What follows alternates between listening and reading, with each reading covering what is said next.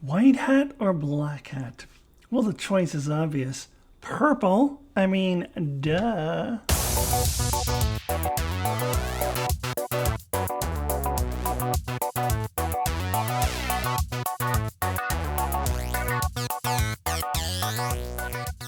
Hello there, welcome to Alyssa Jean's Reviews.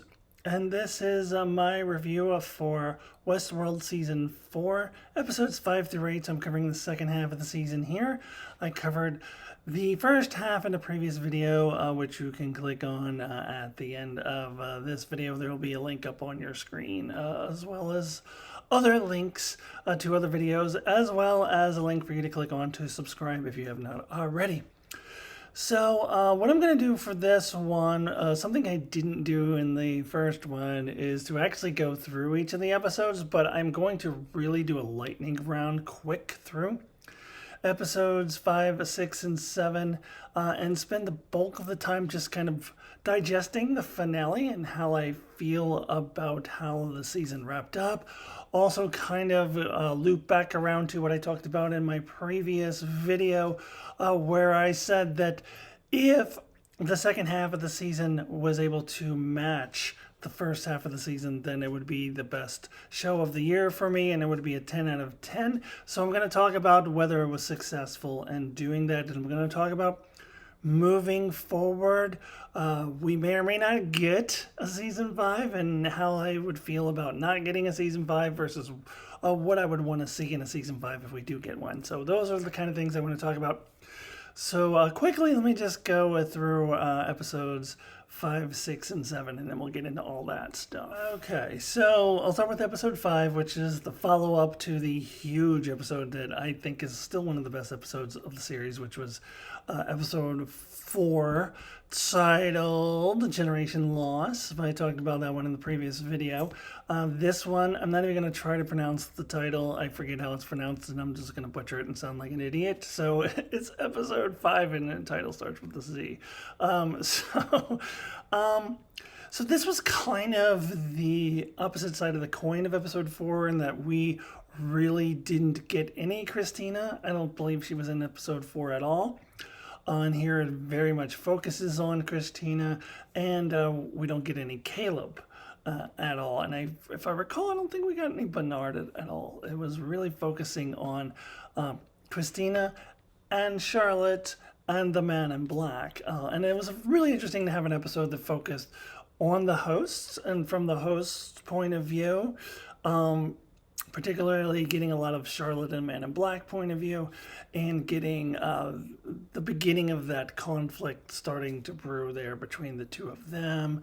And we got a lot more information on Christina. We still don't get the full picture here, but at the time I was really engaged, found it really, really interesting, and was happy to get this. And overall, I am pretty okay with how the season was structured, where you focus on a couple characters here and then a couple characters in the next episode, and you kind of mix it up, which I think Westworld has done throughout its run, but certainly did so even more strongly here in this season. And that really worked well for me. We really got the big Caleb reveal in the previous episode, so to not see him at all was totally fine with me. On the flip side, really focusing on Christina, getting us more information, more reveals, diving into the Christina / Dolores Teddy relationship a little bit more. That was really good. So overall, a good follow-up to the previous episode. Now, let me dive quickly into episode 6, which was entitled Fidelity. This is where Aaron and Paul deserves an Emmy. If the Emmys were legitimate awards, which they really aren't. They gave Game of Thrones season 8 awards. So I had lost faith in the Emmys long before that, but the Emmys are a joke. But if they were legitimate awards, this is where Aaron Paul earns it. I mean, they should give him an Oscar for this. He was incredible. Loved this episode. This episode also showed us that the James Delos thing was never solved. I know there was speculation seeing the copy of The Man in Black that they solved the James Delos thing. They did not. That is also brought up again in the finale where Stubbs mentions that too. To Caleb that we never figured out the whole James Delos thing, so I know that you're not going to last very long. I don't know that a lot of people seem to pick up on that. That this is the same exact thing as the James Delos thing, and they never solved it. Whereas the William and Man in Black is a separate thing. They took William's memories and William's personality and imprinted it into a new host, a separate person, separate host, not trying to make the original William immortal, but rather creating a new host that's based off of William. I know that's a little bit confusing, but that's really how it seems. So when people were saying, oh, I think there's probably a Caleb in cold storage like there's a William in cold storage, I always said no. No, because they're two completely different things. I know the show isn't super clear on this, but I think Stubbs' line in the finale really solidifies that that this is the same as the James Delos thing. Anyway, it is so creepy seeing all these different Calebs. Like, that was so creepy. But also amazing, like all those dead Calebs lying on the ground, and oh my gosh. And such a heartfelt scene at the end when he does make that connection with Frankie. I'm going to call her Frankie. I don't believe in calling her C. Her name's Frankie. Anyways, the Bernard and Frankie side of that episode, I think it's crapped on a lot from what I've heard from other people. It was fine. I didn't have a problem with it, but definitely the strength of the episode was the Caleb's part and Caleb's part of the episode and Aaron Paul's performance. Now, episode 7 was an interesting one because I feel like it really should have been part 1 of episode 8. If I recall correctly, did not both season 1 and 2 finish with an extra long finale?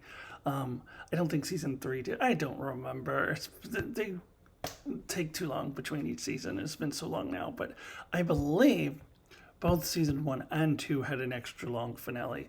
So I think maybe they should have gotten back to that and had an extra long finale here and had Metanoia, or however you pronounce it, on Que Sera Sera kind of be combined in one episode, because I really was not sure how I felt at the end of episode 7, because it just felt like part of the story. And it was just weird to have all these characters just killed off, and then we're just left, like, what happens now? Like, although if you watch the trailer at all of the finale, you already knew that Charlotte was going to be back at least, but she's the only one who comes back physically. I mean, Bernard has a little message thingy, but yeah, so I didn't know how I felt about it after it aired, because it was just part of the story. Now that I've seen the other part of the story, I can kind of look at it as a whole. So that brings me to the finale, how I feel about it, how it leaves me feeling moving forward for the show. Que sera, sera, whatever will be, will be. Sorry, I can't say that phrase without singing it, so I had to get that out of my system. All right, so now we can get into it. It's the finale called Que sera, sera. Now, before I get into the weeds of this being the finale, and possibly could be the series finale, which I'll talk about a little later, and how I feel about that and how I felt overall about the season and blah, blah, blah, blah, blah, I want to start by honing in on one particular scene that I feel like hasn't been talked about enough, at least in some of the material that I've been consuming on YouTube and podcasts and things like that. And it's a very important, very impactful scene, very powerful scene, and did a really good job of wrapping up a particular storyline from season 4, and that is the farewell scene between Caleb and Frankie. So I was sitting there watching this. My brother was out visiting, so I'm sitting next to him, and I'm trying to hide the fact that tears are starting to form in my eyes, because it's embarrassing to cry in front of somebody else.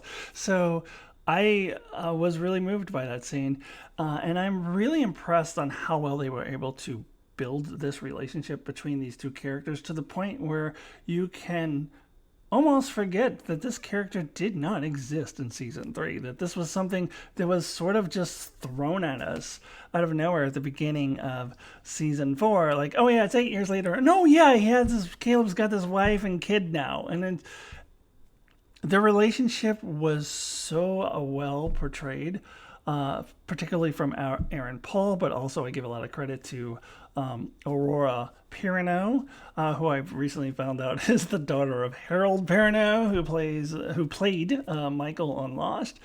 She did an excellent job as well, really selling this relationship. So it's easy to forget that this is not something that we've had in multiple seasons. It was just kind of thrown at us out of nowhere at the beginning of season 4 because they did such a great job with this relationship. When Caleb says to her, honey, your dad died years ago, like, well, teary-eyed. And it showed me that Caleb really, or this version of Caleb really did understand what he was and who he was, but he just had this singular focus that he had to get Frankie safe. And once that was done, he could be done. So I think that speech that Stubbs gave him was unnecessary for him. I mean, it might have been good for the audience, but I don't think Caleb needed to hear that crap from Stubbs. I think he already knew what he needed to do. He needed to get Frankie safe, and then he understood that he was just going to fade away because he, whatever he is, he's not the real Caleb, but he still has that drive in him that the original Caleb had, which is to make sure that his daughter is safe. And so that scene that they have, the goodbye, when she's going off on the boat, I know it's a little bit cliche, somebody going off on a boat or going off on a train or something, but it worked so well here. I was teary-eyed. It was a really powerful scene. And as much as anyone wants to complain about maybe they didn't feel satisfied in a lot of ways, I don't see how you couldn't be satisfied with this particular storyline. Now, I'll get back to Frankie and her implications for the future in just a bit. Okay, so let's talk about how it all ends.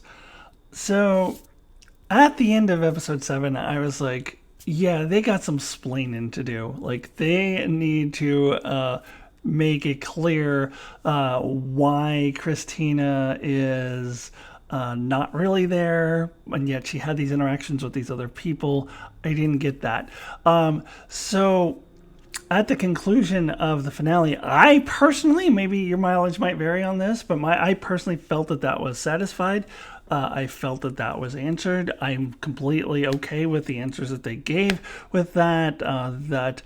Christina, this program, created company for herself, and sometimes not always company that was pleasant. Her roommate, I'm blanking on her name all of a sudden, was someone who was created to be helpful, but then, or to be comforting, but then, she recreated the dude who she had, written out a while ago to commit suicide, to kind of push her along.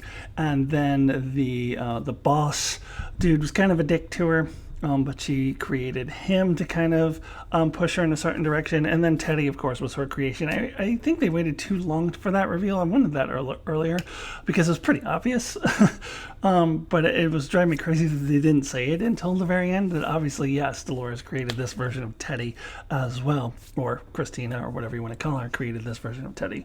So that all worked fine for me. The only question I was left at after the closing credits rolled was, how is Christina going to recreate humanity? How's that going to work? But I'll give a big shout out to the channel Heavy Spoilers, which I watched right after the finale, which reminded me that Dolores uploaded the Rehoboam into her, so likely this AI, this Christina, whatever you want to call her, also has that information. So she's got all of humanity, all of that saved, so she could create copies of humanity. And that is all very interesting. So that, to me, like, I know a lot of people say they still think things are unresolved, they have questions, whatever.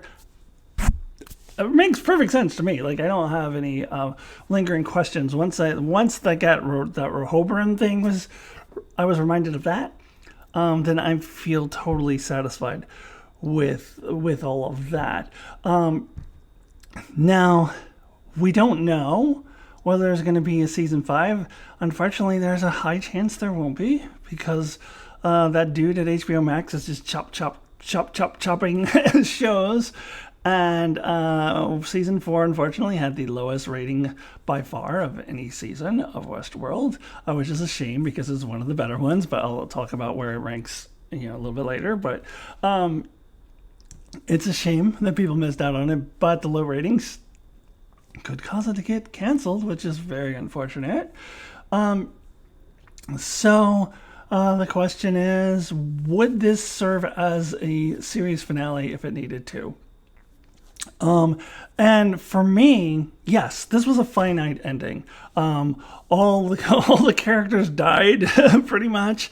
All of humanity is dead or about to die. I mean, there's still a few stragglers, but it is stated that this is the end of humanity as we know it. We're going into a new world. How do you get more finite than the end of humanity? Like, I don't really get why people would say this is not finite, but everyone's entitled to their own opinion, because this is about as finite as you possibly can be. I think this is the most finite ending of any of the seasons, if I'm being honest. However, even though this is a finite ending, that doesn't necessarily mean it's a satisfying ending. I think those are two separate issues. Is it finite? Could this serve as the finale of the series? Sure. Would it serve as a satisfying finale of the series? No. And I think the same thing could be said about season 3, which you could have ended with the Fight Club-esque scene there, and that the series could have been wrapped up after that, and that could serve as an ending, but I would not have been satisfied with that ending. And that is the case here, and mainly because Bernard and Maeve are the cornerstones of the series. They're extremely important. Bernard does make one little appearance on screen, giving that little message to Charlotte, which ended up being really important. Maeve is not even mentioned, and she was killed off unceremoniously in the previous episode, Tasha Yar style, with no meaning to it. After being brought back and then just dies immediately. So for that to be the end, that would feel extremely unsatisfying for me. On the one hand, I mean, you could end it, okay, we're going off into the future now. Christina's going to create this new world, etc., etc. Like, we don't necessarily need to see that, I don't think. But we need better resolution for the characters. If we're going to end the series, I want to see all these characters need to come back in some form or another. They were able to bring Dolores back with Christina, so all the other characters, the important ones anyway, Bernard, Maeve, Man in Black, all need to come back in some way or another, and we need to have satisfying endings for all of them. Although I could be satisfied with the ending for the Man in Black and for Charlotte as well. I think that was a very interesting journey for Charlotte, who doesn't quite come around as much as season 3 Dolores did, because she's not embracing humanity or anything like that, but she is realizing that what she was doing was not the best path for the host, and that's who she cares about the most, is the hosts. So she changes course a little bit, and I found that to be really interesting, and I bought it, totally on board with it, and I thought that would be a satisfying ending for that particular character if that was the end. I think the Man in Black, I could be satisfied with that ending, but not much of the other characters. Now, we need to see now what Christina Dolores is going to do in this new world, and how that's going to relate to the real world. I would like to see Frankie prove Bernard and Christina/Dolores wrong, because they both say, well, this is the end of humanity. Christina was like, yeah, well, there's going to be a few people left, but they're done. They're not going to survive. Humanity won't survive. I'd love to see at least Frankie tried to prove them wrong, even if they come up short. I don't want this to be the end of Frankie either. This was a character that was introduced as Caleb's daughter. Now, Caleb should be gone, actually. That's the one character that should be gone. It would be weird to bring that character back. But Frankie can carry on his legacy, and Frankie would be a very important character to have in season 5. So I would want to see that. I would want to see the intricacies of this new world and how that's all going to work. If I don't, it's still an ending, but I do want to see what happens after that. And you compare it to other HBO Max shows that were canceled this year, and this is definitely a finite ending. You look at, for example, Raised by Wolves, which would have it's going to have the weirdest series finale ever, because I wasn't supposed to be the series finale. It's a really weird show anyways, but it ended in a really, really weird place, and it was definitely meant to have a season 3. Personally, I probably wasn't going to watch season 3 anyways. The show was getting a little bit too far out there for me, and I wasn't really invested in the characters anymore, so I may not have even watched season 3 anyways, so I didn't really care about that one. But for people who do care about that show, it's really disappointing that it was just kind of cut off there. And Time Traveler's Wife is a show that I really loved, based off of one of my favorite books of all time. And then they made a crappy movie and then redeemed themselves with this show. But they made the mistake of trying to split the book into 2 seasons. They should have done it as a limited series and had 1 season, even if it took 10 to 12 episodes, did the whole thing. What they did instead is a 6-episode season 1 that told exactly half of the story from the book, and then got canceled. And so literally we're ending in the middle of the story, like exactly halfway through the story. So look at Raised by Wolves and Time Traveler's Wife and tell me that Westworld ends in the middle of the story in that way. No, it does not. It definitely has a finite ending, just not a satisfying one. So hopefully we get a season 5. I would really like to see that. Now let me get into my overall feelings of the season. I had mentioned in my last video that if the second half matched the first half, that this would be a 10 out of 10 and be the best season of the year so far. A little bit short of that. I'm going to say it's a little bit short of that. I still feel that episode 4 rather of season 4 is the best episode of this season, possibly one of the best of the entire series. And I don't think they quite matched that intensity in the second half of the season. There was a lot of great stuff in it, with the Caleb stuff, and I did like the Christina ending, even if your mileage might vary on that. So it was good, but didn't quite match the first half of the season, in my opinion, and therefore my rating out of 10 for season 4 of Westworld is a 9.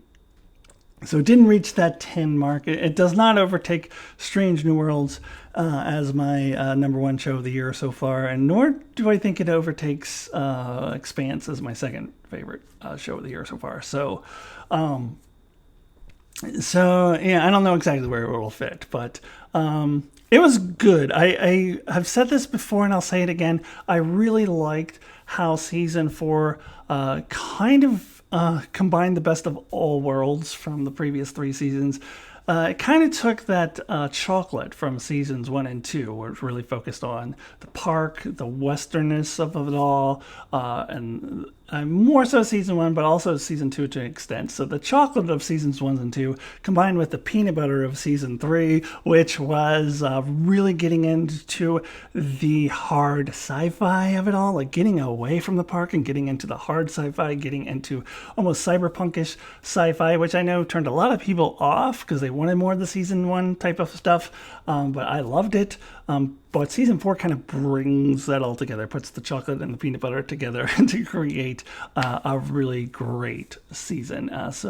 But not quite as good as I was hoping it would end up being after the first half of the season. So we're at a 9 out of 10. All right, thank you so much for watching. Please subscribe.